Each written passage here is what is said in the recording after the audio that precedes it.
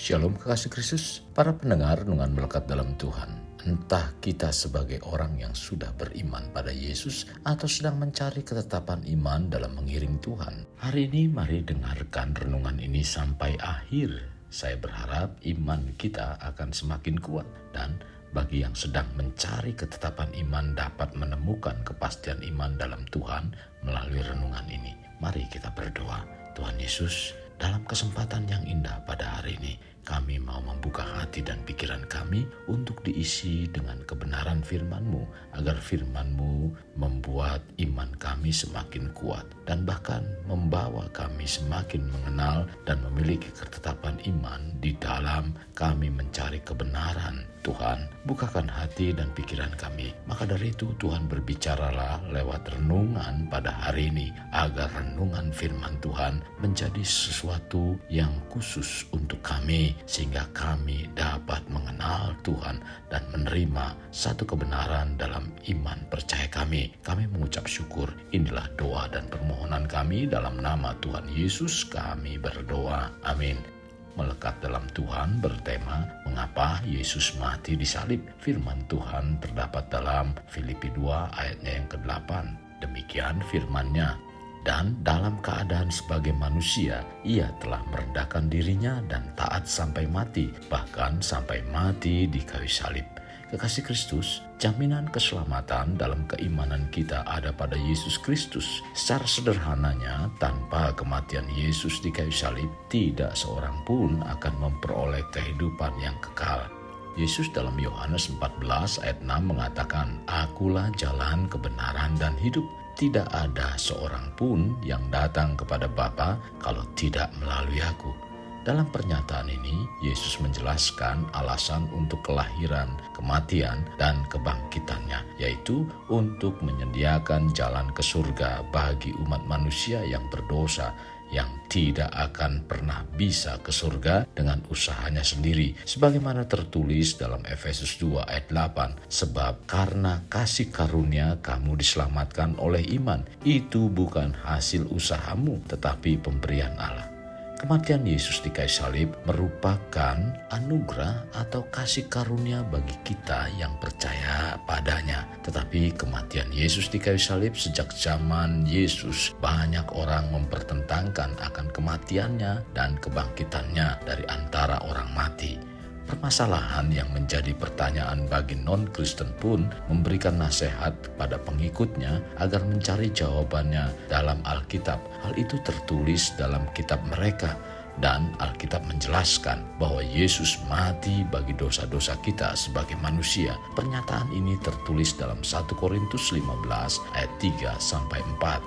"Sebab yang sangat penting telah kusampaikan kepadamu, yaitu apa yang telah kuterima sendiri, ialah bahwa Kristus telah mati karena dosa-dosa kita, sesuai dengan kitab suci, bahwa ia telah dikuburkan dan bahwa ia telah dibangkitkan pada hari yang ketiga sesuai dengan kitab suci." Jadi, mengapa Yesus harus mati di kayu salib? Karena dengan kematiannya di kayu salib, Yesus telah menyatakan bahwa dirinya menjadi juru selamat atas dosa-dosa manusia. Kematian Yesus merupakan salah satu langkah dari sekian karyanya yang dimandatkan Bapa pada Yesus agar melalui dirinya ada jaminan keselamatan.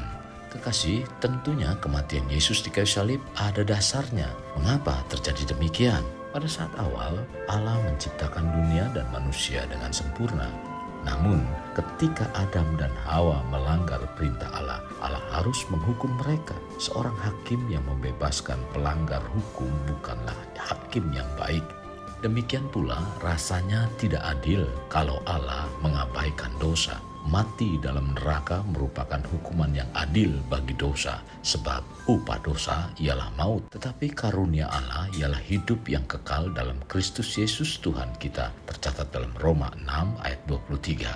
Perbuatan amal sekalipun tidak mampu untuk memperbaiki segala dosa yang telah kita lakukan selama ini terhadap Allah yang kudus. Mengapa? Karena kesalehan dan kebaikan manusia seperti kain kotor, tercatat dalam Yesaya 64 ayat 6. Sejak Adam jatuh ke dalam dosa karena pemberontakannya, tidak ada manusia yang tidak berdosa, maka manusia telah hilang kemuliaan Allah. Tercatat dalam Roma 3 ayat 23. Dosa yang terjadi pada Adam yang mengalami kematian, maka setiap orang akan mengalami kematian, terpisah dari Allah untuk selamanya di dalam neraka. Kekasih Kristus, dengan keberadaan manusia yang demikian, Allah mengutus Yesus ke dalam dunia dan Allah memenuhi janjinya mengenai juru selamat bagi manusia, di mana Allah mengorbankan Yesus sebagai pengganti kita yang sempurna.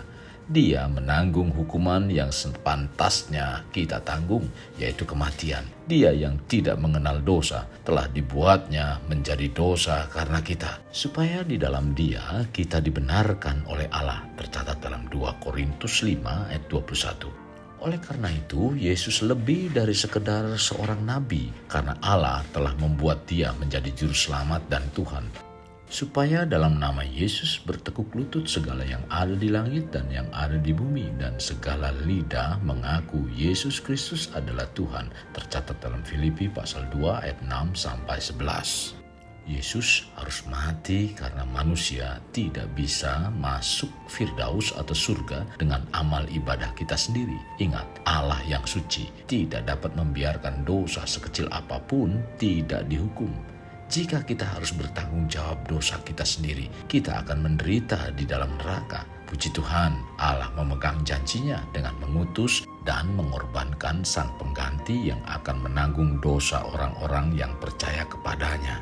Injil mengatakan, karena waktu kita masih lemah, Kristus telah mati untuk kita orang-orang durhaka pada waktu yang ditentukan oleh Allah. Sebab tidak mudah seorang mau mati untuk orang yang benar, tetapi mungkin untuk orang yang baik ada orang yang berani mati. Akan tetapi Allah menunjukkan kasih-Nya kepada kita oleh karena Kristus telah mati untuk kita ketika masih berdosa. Lebih-lebih karena kita sekarang telah dibenarkan oleh darah-Nya, kita pasti akan diselamatkan dari murka Allah. Sebab jikalau kita ketika masih seteru diperdamaikan dengan Allah oleh kematian anaknya, lebih-lebih kita yang sekarang telah diperdamaikan pasti akan diselamatkan oleh hidup-Nya.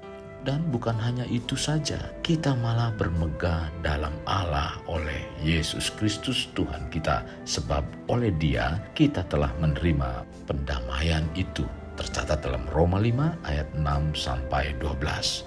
Oleh karena itu, Yesus harus mati demi menyediakan satu-satunya jalan ke Firdaus atau surga bagi umat manusia. Jika kita sebagai orang percaya pada Yesus, tetaplah kuat beriman padanya. Apabila belum percaya bahwa Yesus mati dan telah bangkit untuk menyelamatkanmu, bertobatlah dan percayalah kepada Yesus. Ikuti Yesus sebagai Allah yang Maha Kasih, karena Dia akan menguatkan kita melalui firman-Nya dalam Alkitab. Kekasih Kristus, mari bawa hidup kita menjadi pribadi yang dapat memerdekakan orang dari belenggu kehidupan, layaknya terang yang menerangi kegelapan. Karena itulah yang Tuhan inginkan pada kita sebagai warga kerajaan Allah. Mari kita berdoa.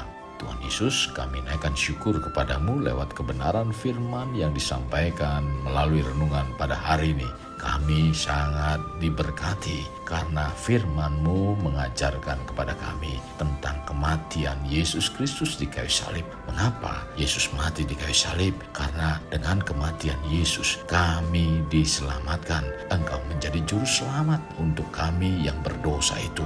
Kami ditebus dosa-dosa kami lewat kematian-Mu Tuhan. Kami mengucap syukur buat firman Tuhan hari ini. Biarlah kami terus makin tertanam di dalam Engkau, agar iman kami semakin kuat. Dan saat ini Tuhan, kami mau membuka diri bagi kami yang belum mengenal dan menerima Engkau sebagai Tuhan dan Juru Selamat. Tuhan, kami terima Engkau, Yesus Kristus, sebagai Tuhan dan Juru Selamat secara pribadi dalam kehidupan kami. Tuhan, lahir dan tinggallah dalam kehidupan kami untuk menjadi Tuhan dan Juru Selamat secara pribadi dalam kehidupan iman kami Tuhan. Kami bersyukur lewat pengenalan firman Tuhan. Inilah doa dan permohonan kami yang kami alaskan dalam nama Tuhan Yesus Kristus. Kami berdoa. Amin.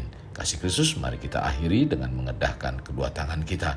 Terimalah anugerah berkat dari Allah Bapa, kasih sayang daripada Yesus Kristus, dan persekutuan dengan Roh Kudus yang memberkati, melindungi, dan menyinari engkau dengan wajah-Nya, serta memberi engkau kasih karunia di mana Tuhan menghadapkan wajah-Nya kepadamu dan memberi engkau damai sejahtera. Tuhan juga mencurahkan berkat secara rohani, berkat secara jasmani, dan berkat secara ekonomi, di mana berkat Abraham, berkat Ishak, berkat Yakub dicurahkan dan dilimpahkan dari saat sekarang sampai Maranatha tiba, dalam nama Tuhan Yesus. Amin. Sampai jumpa di renungan berikutnya. Tuhan Yesus memberkati.